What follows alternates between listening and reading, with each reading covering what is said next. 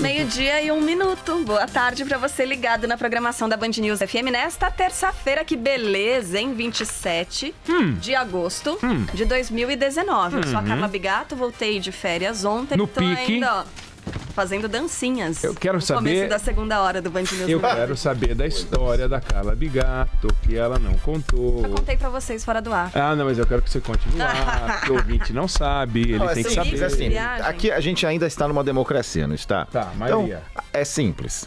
Mas... O ouvinte quer saber.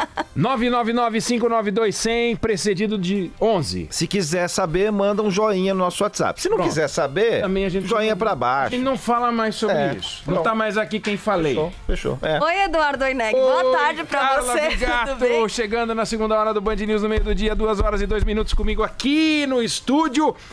A dupla mais admirada do rádio brasileiro, ela que já tá me levantando os braços. Olha aí, ó. Carla Bigato, a nossa Carla Bitatcher, que chegou pra botar ordem no barraco. Já viramos com mais de meio-dia, mas tudo bem, nós vamos buscar. E ele, que tá arrumando os jornais desde a hora que eu cheguei, caderno por caderno. Felipe Bueno, que nos dá um... Salve! Eu vou te explicar, Eduardo. Fica. Tá tudo aqui organizado numa lógica. Cada pessoa que lê jornal tem a sua própria lógica, você concorda comigo, né? E tava tudo muito arrumado aqui e eu ia separar, fechar todos os jornais, colocar aqui do lado para que você pudesse colocar suas coisas. Mas antes disso acontecer, veio o nosso querido João Barbosa, o nosso novo produtor, e tirou daqui e jogou tudo aqui. Atacou. Aí eu me perdi no meu raciocínio. Então eu tive que reorganizar tudo, por isso que eu tô... Você lê o jornal de trás pra frente ou da primeira à última página? De trás pra frente. E você, Carla Bigato? Não, eu começo pela capa, vou pra página 2 e assim. Por isso que vocês se completam, porque vocês podem pegar o mesmo jornal e lá no caderno no meio vocês dividem. Aí a gente vai brigar. Vai brigar, mas só lá no meio, mas já terão lido a mesma coisa. O problema é quando é a mesma. Vocês gostam quando vocês estão lendo o jornal, alguém chega por trás de vocês e lê a mesma notícia que você tá lendo?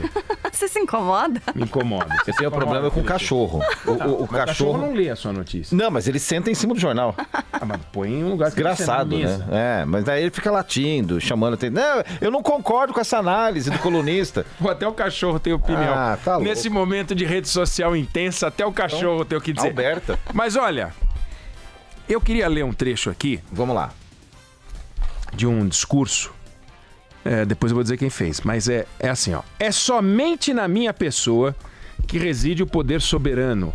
É somente de mim que os meus tribunais recebem a sua existência e a sua autoridade. A plenitude desta autoridade, que eles não exercem senão em meu nome, permanece sempre em mim. E o seu uso nunca pode ser contra mim voltado. É unicamente a mim que pertence o poder legislativo sem dependência e sem partilha. Eu já tinha falado do judiciário e, obviamente, ele é o executivo, discurso do rei francês Luís XIV, 1766.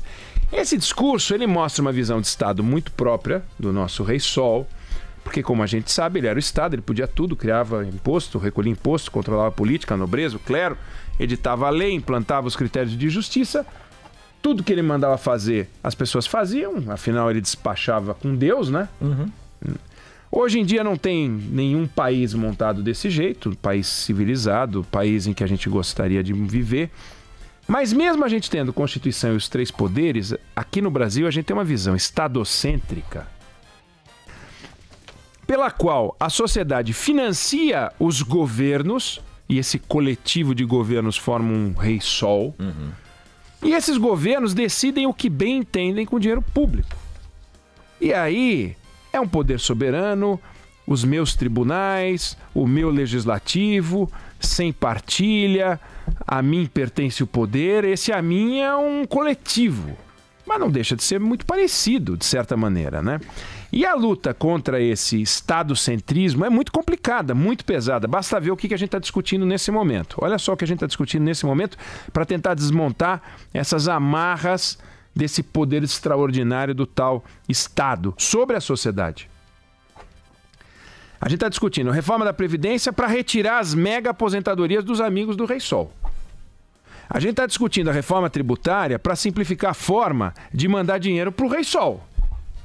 A gente está discutindo a dívida incalculável dos estados, resultado das aventuras dos rei-sóis espalhados por esse Brasil todo. Tem vários rei-sóis. Todo mundo é rei-sol aqui. O prefeito é rei-sol, o vereador é rei-sol, todo mundo dá despacho. Eles acham que eles são, né? Se comportam como se fosse. Se comportam como se fosse.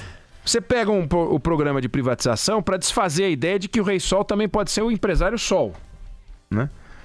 A desburocratização que a gente está discutindo para reduzir a subserviência que nós, que querem que a gente tenha, ao rei-sol. Porque ele adora criar essa ideia. Então a burocracia para enquadrar a sociedade, para amarrar a sociedade, para espezinhar a sociedade.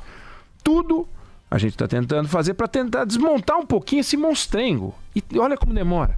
Olha como é complicado. Nós estamos discutindo a reforma da Previdência há 10 anos. E a gente não consegue terminar a obra em 10 anos. Né? É uma loucura. Vamos terminar. Mas olha a loucura. Aí não entra estados e municípios. Aí entra estados e municípios. Aí tem os militares. Aí a polícia militar. Aí tem não sei o quê. Aí tem o polícia legislativo. Sempre quando você olha, ficou alguém para trás.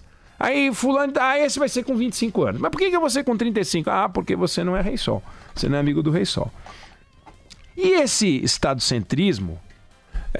enquanto ele acontece, o que acontece? Você tem uma sociedade esperando uma retomada econômica, uma sociedade esperando emprego, uma sociedade esperando crescimento econômico, esperando vir o debate de investimento em educação, de qualificação de mão de obra, de produtividade, de competitividade, ou seja, de mudanças não lá no Rei-Sol e na terra do Rei-Sol, mas do lado de cá, né?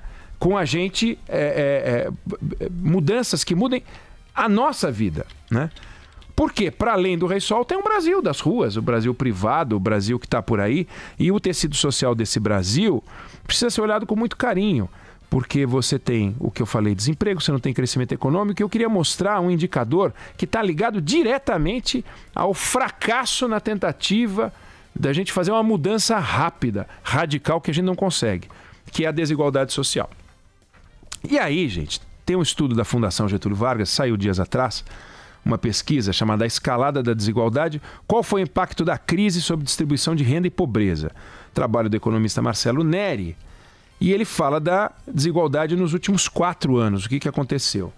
Quando você pega ali, nós estamos falando de governo Dilma, aventura do PT, você tira uma fotografia e é o seguinte, hoje a gente tem 23 milhões de pessoas, Carla Bigato, mais do que a população do Chile vivendo abaixo da linha da pobreza. R$ 232 por mês. 23 milhões de pessoas vivendo com até R$ 232 por mês. Não é por semana, não é a cada 10 dias, não é por quinzena, é por mês. 11% da população brasileira. 11% é um absurdo. 11% a cada 9 pessoas, uma está assim. Nos últimos 4 anos, o que a crise fez? Botou 6 milhões e 300 mil novos pobres abaixo da linha da pobreza. Isso dá a população da Dinamarca de pobres novos. É um absurdo. Esse é o efeito do laboratório petista. Só que esse laboratório petista, em vez de usar rato, usou ser humano. Os Estados Unidos são o país que mais usa ratinho para fazer experiência em laboratório. Eles usam 26 milhões de camundongos por ano. Nós estamos falando de 23 milhões de humanos no Brasil vivendo com menos de 232, quase tanto quanto os ratos que os Estados Unidos usam. É um negócio inacreditável. Só para dar uma ideia da dimensão do que são 23 milhões de pessoas, embora 23 milhões de pessoas já seja um número assombroso, você pega um dos maiores males da medicina, as maiores doenças, as maiores preocupações é diabetes, pois você tem 13 milhões de pessoas no Brasil com diabetes.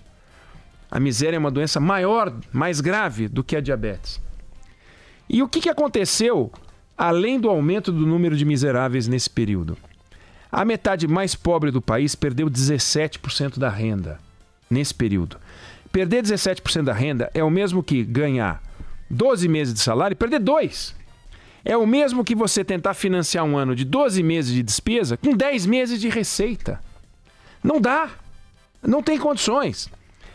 Na média, metade da população brasileira, repito, metade da população brasileira perdeu 2 meses de salário. Comeram 2 meses de salário das pessoas. E o que aconteceu com 1% mais rico? 1% mais rico. A renda dessas pessoas aumentou 10%. Vê se tem cabimento um negócio desse. Vê como a crise do Estado brasileiro, a crise do Rei Sol, a crise do estadocentrismo, a crise da nossa dificuldade de reduzir esse desastre chamado Estado monstruoso, que ninguém está levando a sério, parece, esses governantes, pô. Ou seja, passados 4 anos da crise, a porção mais rica da sociedade ficou ainda mais rica. Claro que a gente tem que olhar o seguinte, para você ser 1%, tá no 1% mais rico nos Estados Unidos, você tem que ganhar 142 mil reais por mês. No Brasil, 27 mil reais por mês. Forrado de funcionário público que ganha mais de 27 mil reais por mês, mas forrado de ministério. A elite dos assessores dos reis sóis, todos eles ganham. Assessores sóis. Os assessores sóis, exatamente. E sabe o que significa ganhar 27 mil reais por mês na comparação com 50% mais pobre? 36 vezes mais.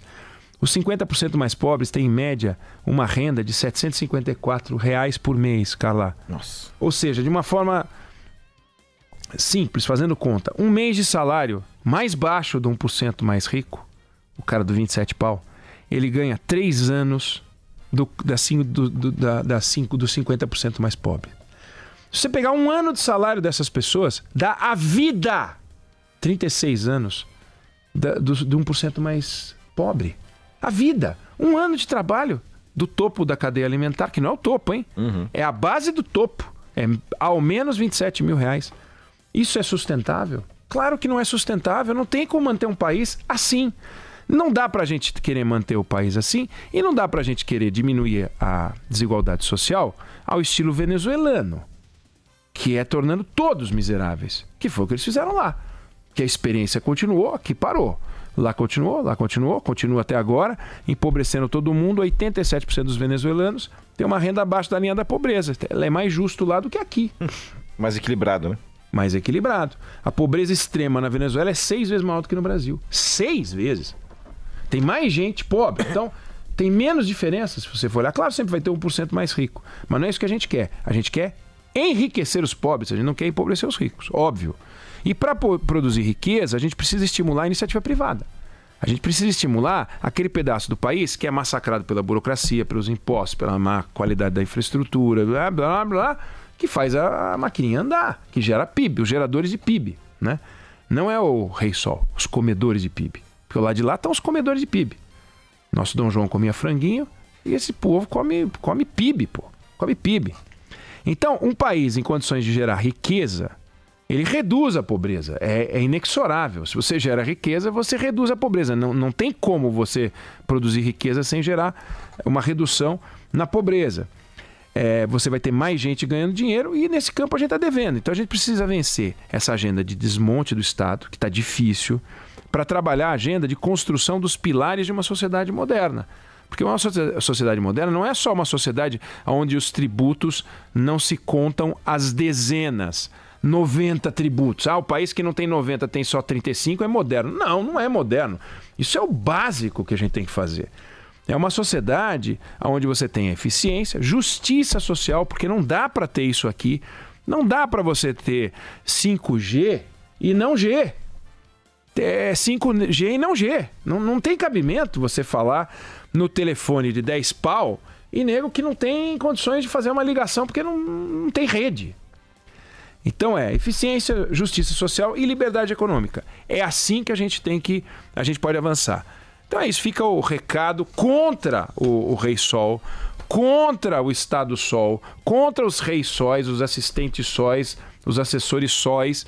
E vamos olhar, porque esse sol aí não é que ele está ofuscando, né? Ele está queimando o PIB, pô. É isso aí.